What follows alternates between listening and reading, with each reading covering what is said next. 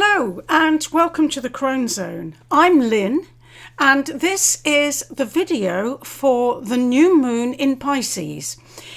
In the UK, this will be occurring shortly after midnight, about 44 minutes into the new day, at 9 degrees of Pisces on the 28th of February. Now, how interesting it is that this is the fifth new moon in a row that has occurred at 9 degrees. Different signs, but at 9 degrees. That point 9 degrees is very important. There's a message for us there. Now, if you add up the numerals of 20, 25, you get 9. So we're very much into 9. And what is the significance of that number? Well, 9, very much in tarot numerology, represents the end of a cycle and the beginning of a new cycle. And I think that says everything about this new moon in Pisces. The card in the tarot, which is the major arcana card for the number 9, is the Hermit. And the Hermit is very much about the end of a cycle of development. And the message of the Hermit, and it's a message that I think is totally appropriate for this new moon, is trust your inner light. Trust your inner guidance. Because just at this moment, as the planetary alignments and positions of this moon will show, you cannot trust anything that is happening in the external world. And this internal source of reference is a necessity and our anchor point. Pisces is the end of the zodiac. It is the final sign. It is the place where the dissolution happens before we move and start the new astrological year in Aries, where we have the equinox and where we have spring. So this is very much about finalities, about endings. So that's one way in which this is an ending just on the zodiacal wheel of the year. But remember, we are also saying goodbye to the age of Pisces, which we've been in for several thousand years, and entering the new age of Aquarius. So we're straddled between these two energies of endings and dissolvings and of new emerging. And there is an extraordinary lineup in the sign of Pisces, all clustered around the North Node. And the North Node, we know, is our direction of travel, our spiritual evolution. There are no less than 8 planetary bodies gathered together at this point, some of them asteroid goddesses and others planets. And that is a huge conglomeration of energies at this point of endings and beginnings. And each of those bodies either has or will be soon passing over, transiting over that key point of the North Node. So this is a birth and a death, if you like. It's a leaving behind and shedding, but also the emergent new world that's forming there, the new age and the new year. And we can bear in mind too that this new moon occurs in the UK on the very last day of February, heralding in March, which is an extremely eventful month. And in March, we begin our season of eclipses. We have 2 eclipses, and these are key shedding points. These are moments of releasing, shedding. They can be challenging moments, but where we must leave behind things that are keeping us off track from where we really need to be. That is what the eclipses do. It's rather like a train changing tracks, being guided into new tracks. And that's the purpose of the eclipses. Where we have gone offline, they will put us back where we should be for our best benefit. So here we are, and we are experiencing a dismantling of everything that most of us have known during our lifetimes. This can be incredibly unsettling. It can provoke fear in us, particularly because so many planets, including Mercury, which is our mind and understanding, are in Pisces. And fantastic as Pisces is for spiritual development, for artistic endeavours, for creativity and for psychic abilities, it really isn't giving any clarity at all on the situation that's occurring in the world, which, quite frankly, we can't trust. Nothing at the moment is fixed. The ascendant of the moon sign in Sagittarius, close to asteroid Juno, is squaring Mercury. And also Mercury is squaring Jupiter in Gemini. So how might we see this? Well, Mercury in Pisces, as I've said, nothing is clear. However, the Sagittarian ascendant is very happy to be opinionated, to trumpet forth, to run away at the mouth a little, to be honest. And of course, Jupiter in Gemini is absolutely awash with different ideas, different seeming facts and configurations that are there. So many of them. But none of them actually, at this point, can be trusted. And of course, the new moon is happening on the Pisces-Virgo axis, which can be one of victimhood and suffering. And I think as well as the fear we may be feeling, we may also be acutely aware of the distress and suffering happening in the world at this moment, which may also be destabilizing us personally, and which is why also we need to cling to the inner light that we have and not allow the overwhelm in our awareness of suffering or our fears of the shifting landscape around us to put out that flame.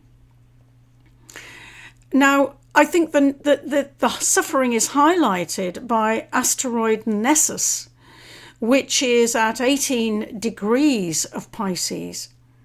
And this also is about manipulation and abuse. And I think all of these issues are nesting and gathering there, calling us to higher love, to compassion, to greater identification with suffering and compassion for it. Working with the asteroids in this chart massively enrich the ability to see the narrative there. And I cannot possibly cover all of them because this video would be too long, but I would like to pick up on a few that are absolutely key, I think, to understanding what's going on. Eris, goddess of chaos and discord, is just a degree from Uranus, the unexpected revolution. So we can expect that kind of energy is going to be present at this point. But we also have a lot of support from the asteroids. Pallas Athena is conjuncting Pluto in Aquarius. Pluto is a necessity to evolve, to change. But Pallas Athena is calling for universal law and justice within that process. She's crying out for that. And if we are seeing some of the negative aspects of the age of Aquarius with rather fixed ideologies, she is reminding us of the other side of the age of Aquarius, which is brotherhood, and that is a way forward, not to be fixed within divisive ideologies. Asteroid Heracles, which is all about inner strength and courage, is exactly conjunct our new moon. And this is, in a sense, fortifying us, giving us heart and courage at this point of 9 degrees. I mentioned Pallas, and she is in a trine, a harmonious and beneficial aspect with Sedna, who, as we know, is in Gemini, as is, of course, at this moment, Jupiter. But if we said Sedna is delving in the depths there, trailing through that mental divided realm of Gemini and bringing up truths from the deep, and also huge potential to regenerate in that realm. Panacea, which is about healing, which is about solutions, is conjunct absolutely by Mars in Cancer. And Mars in Cancer has been reimagining the masculine there. And we are seeing that this is the solution. This reimagining of the masculine energy, changing it to be fit for the future, that is the solution. We're being shown that very clearly. I could go on and on with other asteroids, but let me just pick out 2 more, which I think are so important here. Now, they are Osiris and Ceres. Why do I think they're so important? Well, Ceres is absolutely the goddess, so associated with the vernal equinox, with spring, with the move into Aries, which will see the transformation of the springtime. And on a much bigger scale, this new birthing of a spring in the world, not just in the natural world, but into our conscious world. We also, as I've said, have Osiris. Now let me just check. We've got Ceres at 10:53 and Osiris at 17:37 of Pisces. And Osiris is the god who was the Egyptian god who was dismembered. And it was a goddess Isis who found and remembered the parts of Osiris. So he was resurrected, and actually was resurrected into a new fertility. Together they then made their son, the god Horus, the sun god. So this is a huge symbol of rebirthing, of restoring, of resurrection. So we are shown here not futility in our world, but fertility. Pisces is the great point of surrender. And we truly are being required to surrender to both our control of events at the moment, but also any logical understanding of them. And this is a difficult thing for us to do, but it is the only thing for us to do, because it is just not possible for us to know exactly what is taking place at this moment. We can't know. And the tarot card which typifies this is the Hanged Man. This is the Piscean card in the major arcana, and it is about surrender, sacrificing control. Just as Odin was suspended from Yggdrasil, the world tree, inverted, world turned upside down, unable to take control or understand or change circumstances except by the process of surrender. And we are being asked here to surrender to evolutions and forces and spiritual developments which we actually cannot control and at this moment are not capable of seeing or knowing. We cannot know them. So this is a true sacrifice of knowing and sacrifice of controlling. And what does that require of us?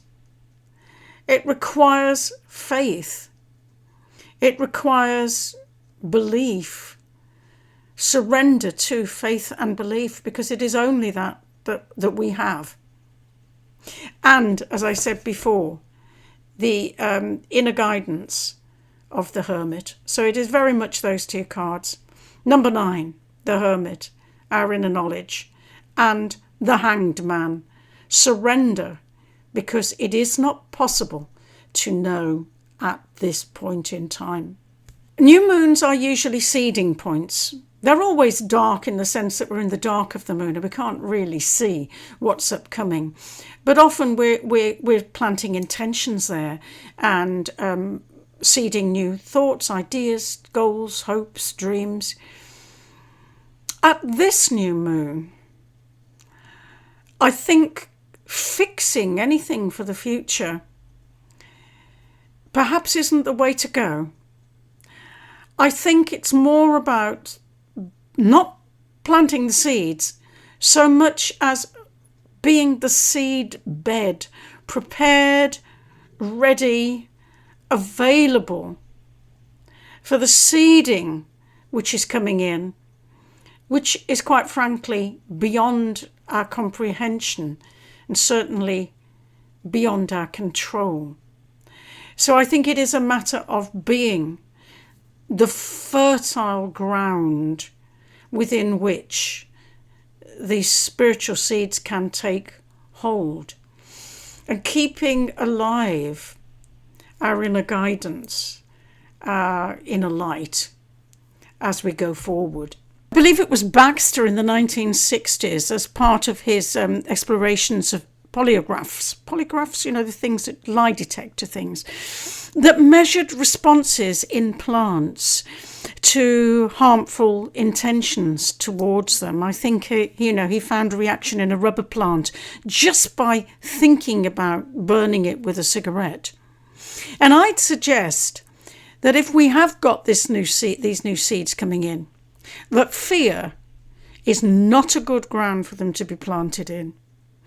And much as we have to acknowledge that we can have fears and that we can be knocked off centre, it's also through our meditation, and that's something that the Pisces conglomerations will definitely help. You know, it's a perfect time to be tuning in and meditating and trying to obtain those higher states. It's that kind of practice which will help us keep centered and where we should be, and receptive to the potentials that are there. So whatever you're doing, I hope that this is a good new moon for you. And we have so much happening in March, it could be game changer in so many ways. And it will be interesting when we get to the full moon in Pisces to explore how some of what is emerging manifests. I will see you in the next video, but before I go, just to mention that on the 1st and the 2nd, Venus, who goes retrograde on the 1st, will be making a moon gate, but it's a moon gate, but it's soul star chakra gate, where, if you like, all of the experience of the previous chakras is being absorbed in a very kind of Piscean way and taken to that level of spirit. It kind of fits in with our new moon, I think, and the planetary Piscean lineup. We also, that'll be stunning to see. Venus is still very bright. She will be disappearing by mid-March. We also have, next couple of days, the planetary lineup, where we're able to see some of the planets on the ecliptic. I think obviously not Neptune, the planets that we can only see with telescope, but certainly there'll be those we can see with the naked eye. Just a reminder that, things unfold, and much of what's going on is really written up there in the stars. Not its outcome. We interject and we play with that, but certainly the energies. But anyway, I do hope you see those beautiful sights. Thank you, and bye-bye.